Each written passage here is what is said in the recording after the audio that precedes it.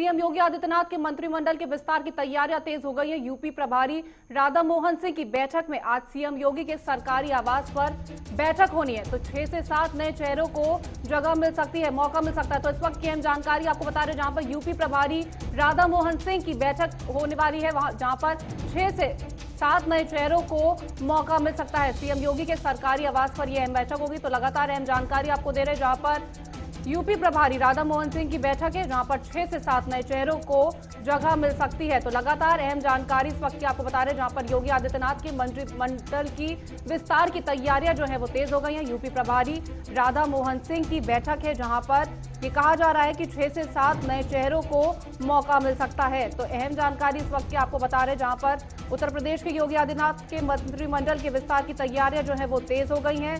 UP प्रभारी राधा मोहन सिंह की बैठक है आज, जहां पर 6 से 7 नए चेहरों को मौका मिल सकता है। तो लगातार अहम जानकारी आपके टीवी स्क्रीन पर है। जिस तरह से आपको बता रहे हैं कि सीएम योगी आदित्यनाथ के मंत्रिमंडल की विस्तार की तैयारियां जो है वो तेज हो गई हैं।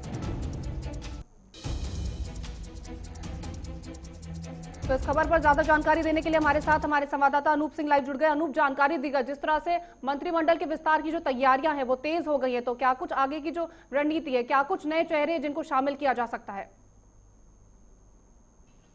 देखिए कीर्ति, काफी दिनों से जो कयास लगाए जा रहे थे, लमसम उस पर विराम लग चुका है। अब उत्तर प्रदेश में एक बार फिर से कैबिनेट विस्तार को लेकर मंथन शुरू हो चुका है। दरअसल कीर्ति, ये चुनाव की तैयारी है 2022 में, चूंकि किस तरीके से खाका तैयार किया जाएगा, इसमें नए चेहरे उसमें ओबीसी से होंगे या एससी से लाए जाएंगे या फिर दलित वर्ग को शामिल किया जाएगा, तमाम चीजों को लेकर इस समय जो उत्तर प्रदेश के बीजेपी की प्रभारी है राधा मोहन सिंह लखनऊ में है, और इस बात को लेकर उसमें चर्चा होगी कि किसको किस तरीके से नए चेहरे किसको लाया जाए, जिसके जनता में लोकप्रियता हो। और सीधा सा जो इसमें मकसद जोड़ा जा रहा है कि जातिगत समीकरण से आधार पर फिर 2022 में किस तरीके से चुनाव में उतरना है, और वो जो चेहरे होंगे वो किस तरीके से उतारे जाएंगे, क्या उनकी जिम्मेदारी होगी, ये तमाम जो चीजें हैं इस बैठक में तय की जाएंगी। मुख्यमंत्री योगी आदित्यनाथ इसमें बैठक में होंगे, प्रतनदेव सिंह जो बीजेपी के प्रदेश अध्यक्ष हैं इस बैठक में शामिल होंगे। ये सब जो मंथन के बाद निष्कर्ष निकल के आएगा कि वो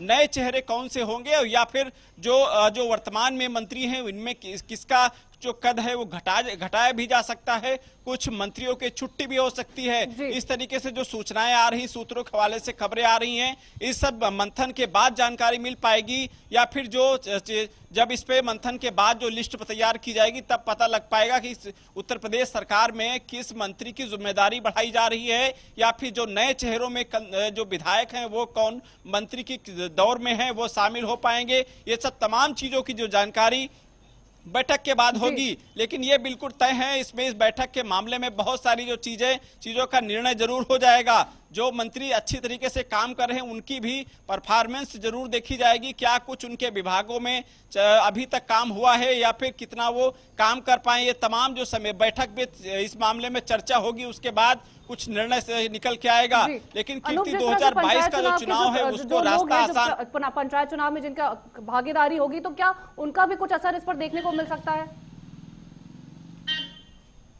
बिल्कुल कीर्ति, पंचायत चुनाव के साथ साथ अभी आपने शिक्षक एमएलसी, स्नातक एमएलसी का चुनाव अभी जिस तरीके से हालांकि वोटिंग चल रही है, कुछ सीटों पर जो रिजल्ट आ चुका है वो बीजेपी से बहुत अच्छा नहीं आया है। मैं इसलिए कह रहा हूं क्योंकि जब कभी बीजेपी की चर्चा हम लोग करते हैं या फिर देश में होती है तो ये माना जाता है बीजेपी एक पढ़े लिखों की पार्टी है, शिक्षित वर्ग ज्यादा इसमें रहते हैं। तो अब ये जो चुनाव हुआ है शिक्षक एमएलसी या फिर स्नातक, ये भी शिक्षा से जुड़ा हुआ है। ऐसे में अगर बीजेपी को घाटा होता है या फिर 50% नुकसान हो रहा है, समाजवादी पार्टी बढ़ रही है, तो यानी इसका मतलब साफ साफ है कि आने वाले चुनाव है उसमें बीजेपी की मुश्किलें बढ़ सकती हैं। शायद यही वजह है कि राधा मोहन आज लखनऊ में हैं और इस पर लगातार चर्चाएं चल रही कि अगली रणनीति क्या होगी 2022 की, किस तरीके से उसको निपटा जाएगा, क्या उसमें प्लानिंग तैयार की जाएगी, या फिर तमाम जो मंत्री हैं उनको किस तरीके से उनको काम लगाया जाएगा। या फिर हो गया, चाहे चेतन चौहान की बात करें या अन्य मंत्री, तो क्या उनका जो स्थान था वो किसी नए चेहरे को दिया जाएगा, या फिर जो पुराने मंत्री हैं उन्हीं को उनका जो पदभार था वो संभालने के लिए दिया जाएगा?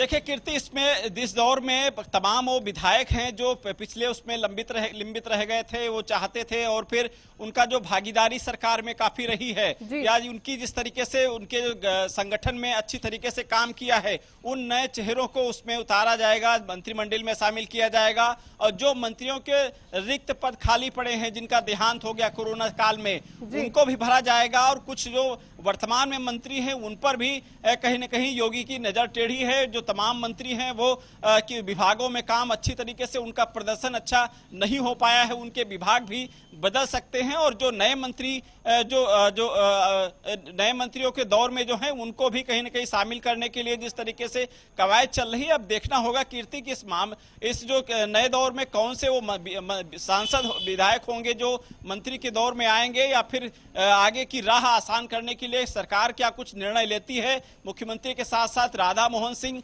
क्या कुछ इसमें उनकी जो मुहर किस नामों पर लगती है। तमाम मंथन, क्योंकि बीजेपी में अभी कई इसके बाद मंथन होंगे, क्योंकि ये पहली बैठक शुरू हुई है। इस बैठक के बाद भी निष्कर्ष निकलेगा, फाइनल रिपोर्ट दिल्ली से लगेगी, क्योंकि यहां से जिस तरीके से माहौल है उत्तर प्रदेश का, आने वाले चुनाव में किस तरीके से इसको प्रेजेंट करेंगे उत्तर प्रदेश में बीजेपी प्रेजेंट करेंगी, तो इसको लेकर हालांकि जो आखिरी फैसला होगा वो दिल्ली से होना है। अब ऐसे में ये मंथन के बाद फिर क्या कुछ यहाँ से जो नाम चुने जाएंगे उस पर वहाँ किस तरीके से मोहर लगेगी, ये तमाम अभी जो चीजें बाकी हैं। लेकिन अभी ये बिल्कुल कहा जा सकता है कि जो बैठक का दौर चालू हो गया है, इसमें तमाम वो मंत्री जो विधायक हैं वो भी कहीं न कहीं अपने प्रयासों को लेकर प्रयास करना शुरू कर चुके हैं। और आने वाले समय में ये बिल्कुल तय है कि जो मेहनत मंत्री कर रहे हैं, या फिर जिन लोगों की